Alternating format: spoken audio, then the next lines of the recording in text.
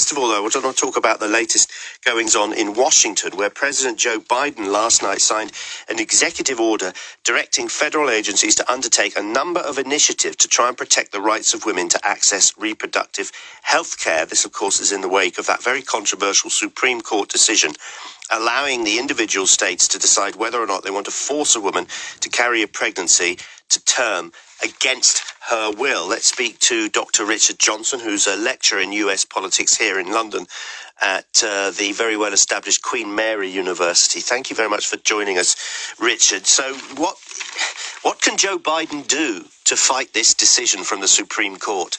He can't overturn state laws that ban abortion. And by the end of this year, probably a majority of US states, probably 26, will ban abortion or severely limit it. Totally. There might be exceptions for the life of the mother. It depends on the state law. But in effect, abortion will stop being provided in those states for most women.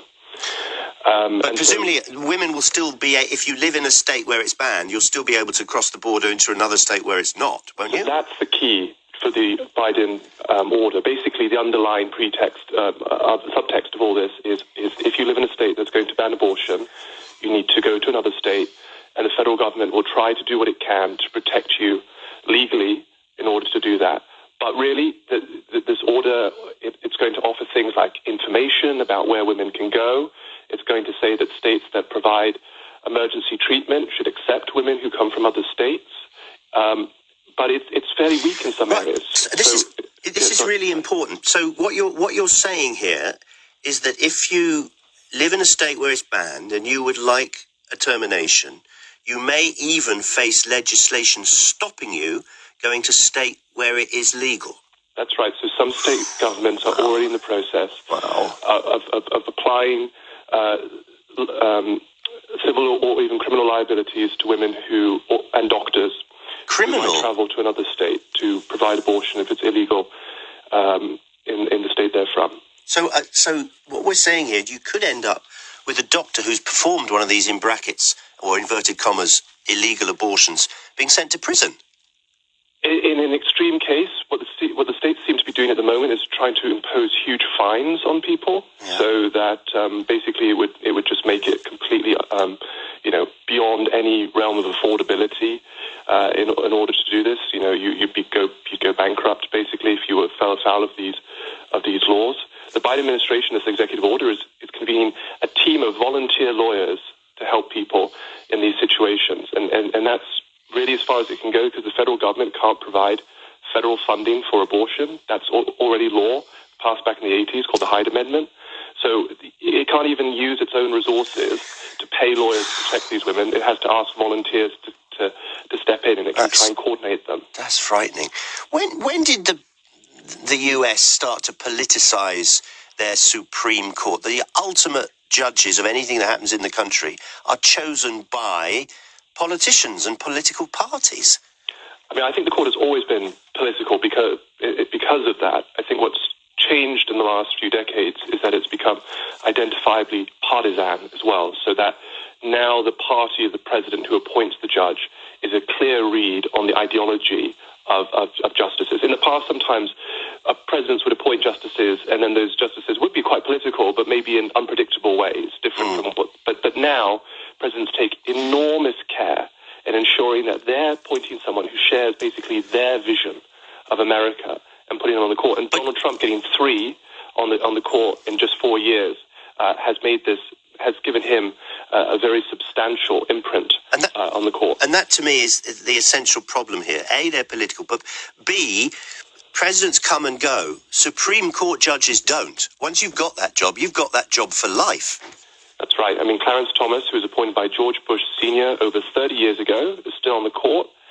He's a decade younger than Ruth Bader Ginsburg was when she passed away. He could be there for another decade. He could serve 40 years on the court. Some of the justices Trump appointed could serve feasibly 40 years in the court. They serve until they're in their 80s. These appointments have generational-long implications. Let me ask you about how Washington has reacted. I'm speaking to Dr. Richard Johnson. He's a lecturer in US politics here in London at Queen Mary University. How has Washington, and in particular Joe Biden, reacted to the end of Boris Johnson?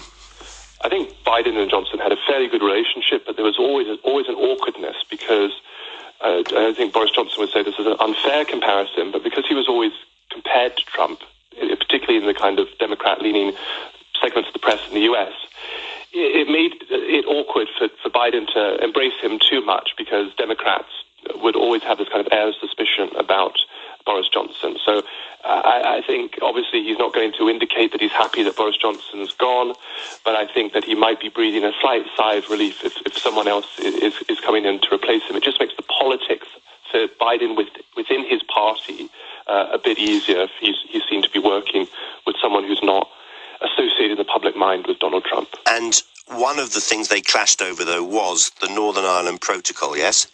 That's right. And what I would say is I think that the Biden administration has started to soften its line a bit on that, but there's a very vocal element within the Democratic Party, particularly members who are of Irish heritage, who have a large Irish kind of constituency in the US, who have been putting a lot of pressure on the administration to kind of hold the line that the protocol needs to stay in place, or at least that the open border between the north and south on the island of Ireland needs to remain open. So again, Biden is not just thinking about international relations with these things; he's also thinking about where his bread's buttered domestically and managing his own party, as all Democratic leaders in the world have to. And the big political question still remains Donald Trump, the elephant in the room, midterms at the end of this year.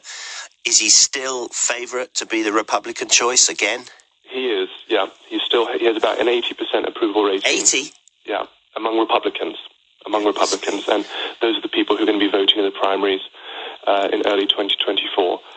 So he's odds on, but he's a little weaker than he once was, but he's still by far the most formidable force in his party. And if he declared his intention to stand this month, he'd definitely be the front runner within his party.